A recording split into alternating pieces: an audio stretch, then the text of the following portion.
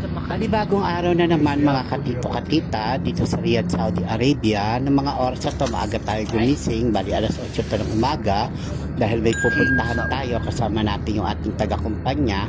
At sa mga oras na to, bago ako umalis, pinakain ko muna itong mga alaga kong maliliit na pusa, mga bagong anak yan sila.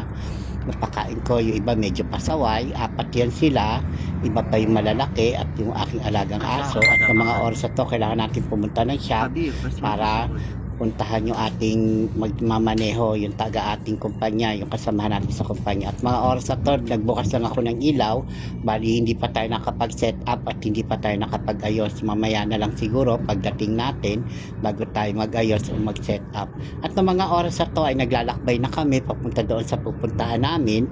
Malalaman nyo rin sa hanggang dulo kung ano yung lugar na pinuntahan namin. Talagang magugulat kayo at napakagaling mga katito-katita. At mga oras na to ay binabaybay natin ang Omar bin Abdulaziz dito sa exit 14 dito sa Rabwa. At kung mapapansin nyo, hindi masyadong traffic sa mga oras na ito dahil maluwag pa ang daanan. Ngunit pagdating natin banda sa stoplight ay medyo mahaba-haba na rin ang pila at sobra-sobra na rin ang dali ng trapiko. Malaki ang daanan dito kung ikukumpara mo to sa expressway natin sa Pilipinas. Dito halos doble ang ang lapad ng kanyang highway. Napakalaki. Kung makikita niyo siya sa personal, talagang napakalaki at malawak siya.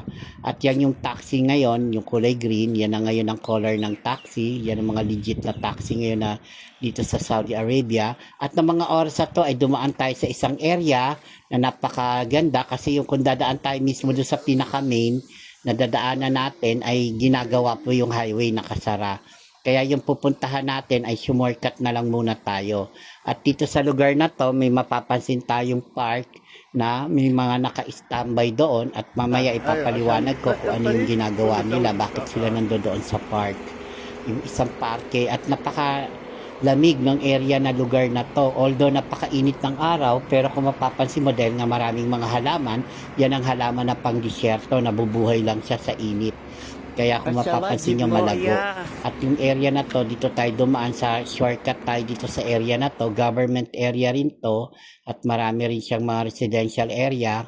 Kaya dito tayo shortcut kasi kung dadaan tayo sa pinaka main road, hindi tayo makakadaan kasi nakasara yung lugar. At eto kung napapansin nyo, maraming natutulog dito sa park na to. Sila yung mga tinatawag na mga iba na mga nagtatrabaho sa labas o hindi naman natin pwedeng sabihin lahat sila homeless. Meron din naman yan sila legal na mga papeles. Kataon lang na siguro dito na sila natutulog dahil nakakaligo naman sila sa park. Dahil meron naman dyan nagdidilig o may dumadali na tubig kaya nakikiligo na lang sila. Hindi sila pwede sabay-sabay o dahan-dahan lang dahil pag may pulis talagang magugulat at dadamputin sila. Kaya dyan sila nagpapahinga at dumaan ako sa mga area na to at napansin ko napakalamig ng area at malilim. At napakarami rito mga kalapate. Kaya yun lang, napakasaya kapag naglalakad ka sa lugar na to dahil hindi mo mararamdaman yung init. At kung mapapansin nyo, napakaganda at malawak yung paligid. Maganda talaga siya dito mga katito-katita. Kaya minsan kapag pupunta ka, napakasarap. Ito yung lugar ng bata kung tawagin. Dito party pa rin siya ng lugar ng bata dito sa Riyadh, Saudi Arabia. At dito medyo marami siyang mga establishment o mga commercial. May pupuntahan tayo dito na yun ang aking ipapakita sa susunod na vlog ko.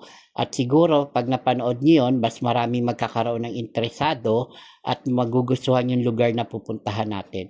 Kaya marami siyang kalapate, napansin ko. At least nilalagyan sila ng tubig. Maraming salamat sa nagbibigay ng star. God bless you all guys. See you another vlog. God bless you all.